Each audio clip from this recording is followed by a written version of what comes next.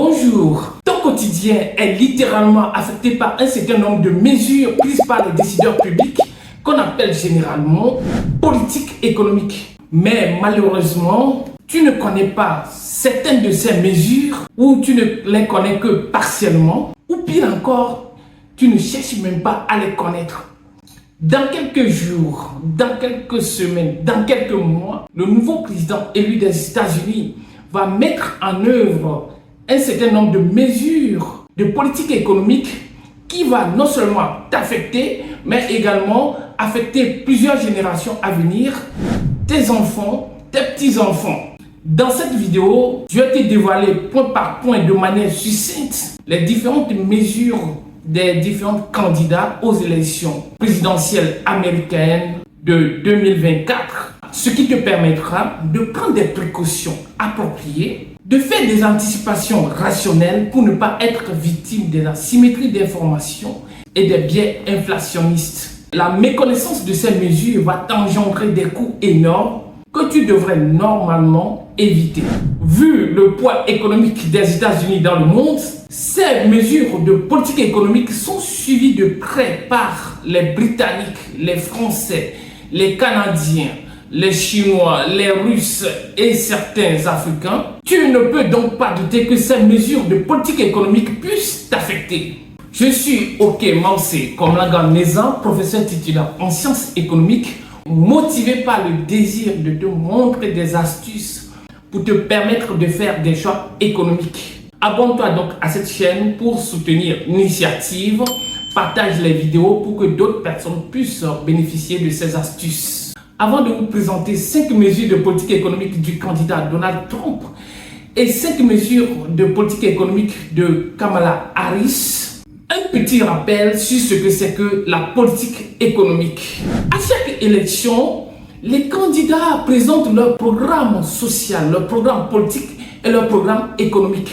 Lorsqu'on analyse de près les mesures économiques présentées par les candidats aux élections présidentielles américaines de 2024, on constate que ces mesures respectent les critères des politiques économiques. Alors, c'est quoi la politique économique?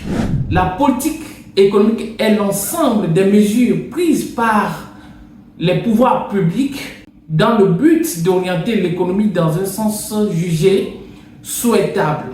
Cependant, la politique économique n'est pas à confondre avec l'économie politique.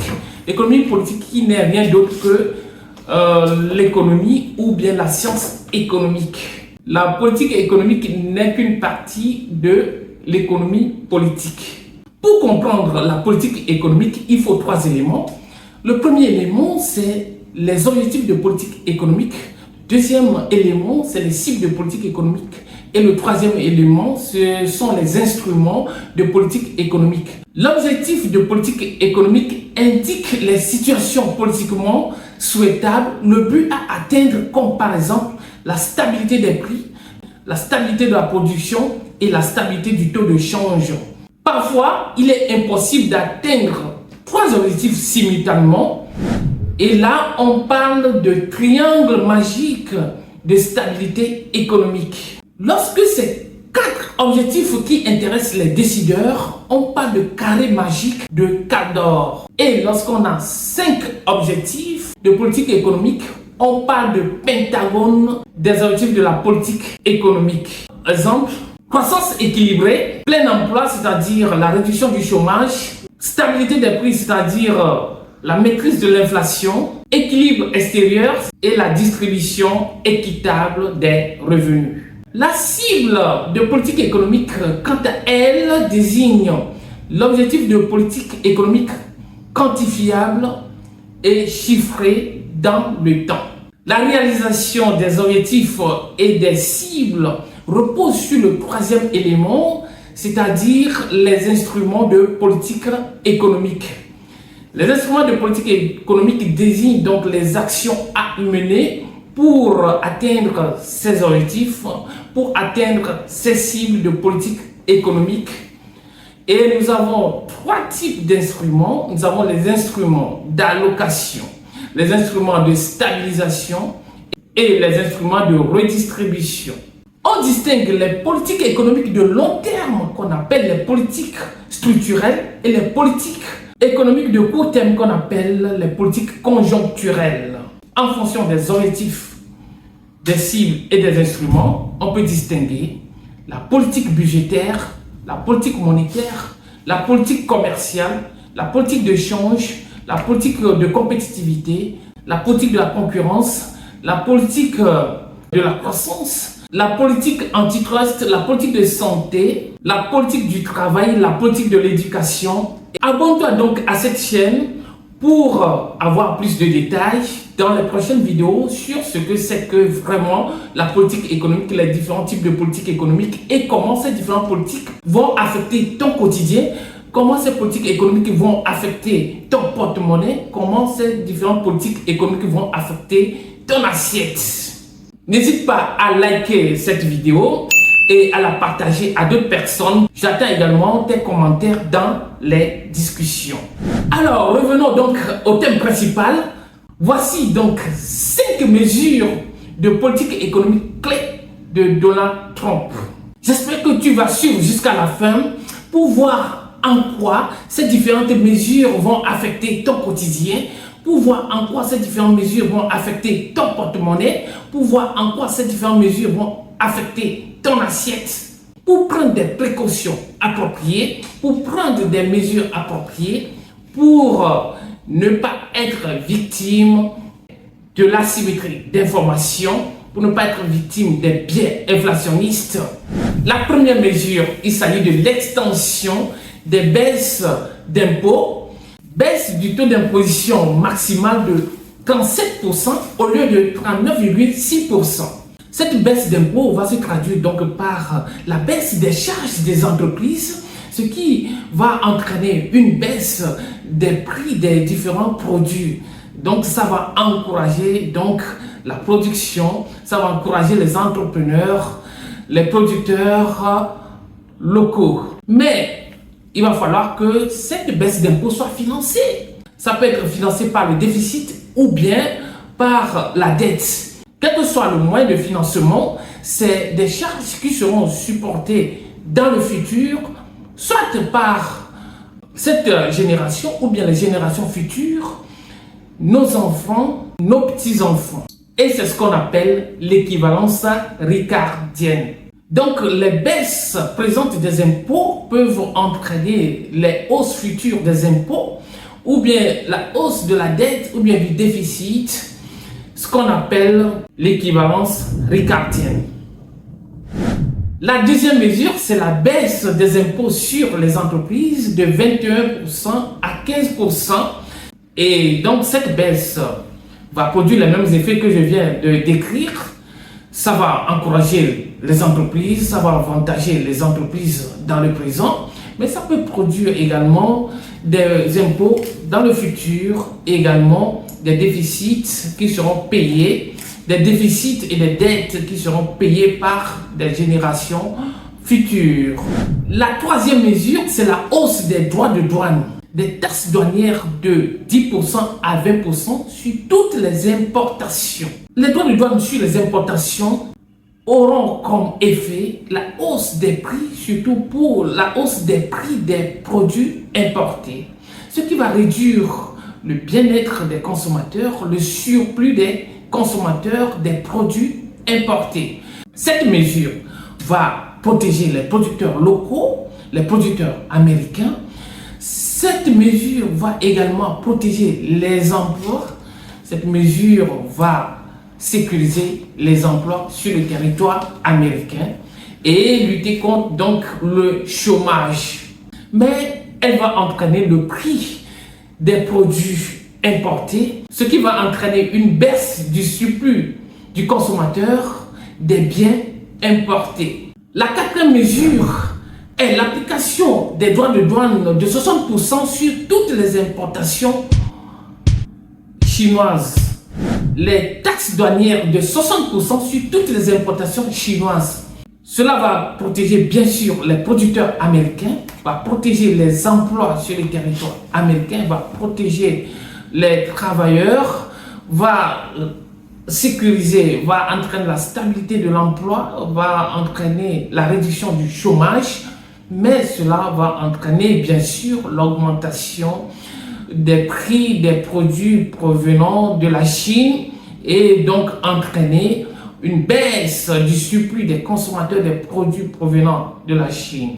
La cinquième mesure de Donald Trump est l'élimination de la fraude et des dépenses inutiles en 6 mois. C'est une mesure qui va véritablement sécuriser les finances publiques américaines. Voilà donc les mesures de Donald Trump, les mesures de politique économique qu'il prévoit mener lorsqu'il sera élu président des États-Unis en 2024. Que penses-tu de ces mesures et que penses-tu de l'analyse que j'ai faite sur ces différentes mesures, ces 5 mesures de Donald Trump?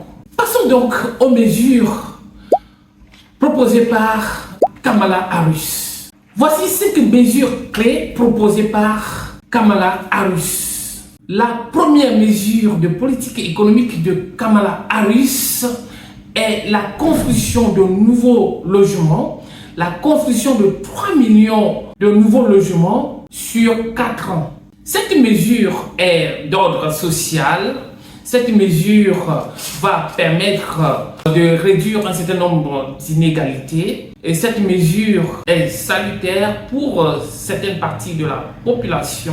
Mais comment sera financée cette construction de logements? Quel que soit le moyen de financement, cela va entraîner soit une hausse des impôts dans le futur, cela va entraîner soit des déficits dans le budget ou bien cela va entraîner des dettes publiques qui seront des charges pour soit les générations présentes ou bien les générations futures. La deuxième mesure est l'aide à la cession de propriétés immobilières, l'aide pour les acheteurs de première maison pouvant aller jusqu'à 25 millions de dollars. Et cela donc va favoriser une partie de la population pour avoir leur logement. Cependant, la même question demeure, la question du financement de cette aide. Quel que soit le moyen de financement, cela va entraîner des impôts dans le futur, des déficits publics et également la dette publique qui sera payée, supportée par des générations présentes ou bien des générations futures. La troisième mesure clé est le contrôle des prix. Elle envisage punir les entreprises qui gonflent le prix des produits alimentaires de manière excessive. Il s'agit de la lutte contre les pratiques abusives sur les prix. Cette mesure, bien que cela va entraîner une protection des consommateurs, une maîtrise du taux d'inflation, cela va entraîner donc une stabilisation des prix. Cependant, ces mesures font déjà objet des critiques parce que cela va décourager les producteurs, cela va réduire le surplus du producteur, le bien-être des producteurs, sécuriser le bien-être du consommateur et cela porte également entorse à la concurrence, au libre jeu de la concurrence sur le marché. Bien sûr que cela va entraîner la sécurisation du surplus du consommateur, la maîtrise des prix, la stabilité des prix, la réduction de l'inflation. La quatrième mesure est la réduction d'impôts pour près de 2/3 de la population américaine à travers, entre autres, les crédits d'impôt à la naissance jusqu'à 6 000 $. Et là également, la question du financement de la réduction d'impôts se pose parce que, quel que soit le moyen de financement de ces impôts, cela va entraîner donc des charges dans le futur. Cependant, c'est une mesure qui va encourager les producteurs. C'est une mesure qui va encourager l'activité économique, va réduire les charges pour les producteurs, peut entraîner également la maîtrise des prix, la réduction des prix et la maîtrise de l'inflation. La cinquième mesure clé de Kamala Harris est l'augmentation du salaire minimum. L'augmentation du salaire minimum va augmenter le pouvoir d'achat des bénéficiaires de cette augmentation. Cependant, cette mesure va entraîner des soucis sur le marché du travail parce que cela va constituer des charges supplémentaires pour les employeurs, ce qui va les décourager à embaucher et ce qui peut avoir des répercussions sur le taux de chômage dans le futur. Nous voyons que ces différentes mesures de ces différents candidats aux élections présidentielles américaines définissent clairement les différents éléments d'une politique économique, c'est-à-dire les objectifs, les cibles et les instruments. Alors, que penses-tu des différents programmes de politique économique de chaque candidat? J'attends tes commentaires dans les discussions. Depuis ta position, en quoi ces différentes mesures de politique économique vont affecter ton quotidien? En quoi ces différentes mesures de politique économique peuvent affecter tes affaires, ton business? En quoi ces différentes mesures de politique économique peuvent affecter ton porte-monnaie et ton assiette? Tes commentaires, tes réponses sont attendues dans les discussions. Abonne-toi à cette chaîne pour les prochaines vidéos. Merci.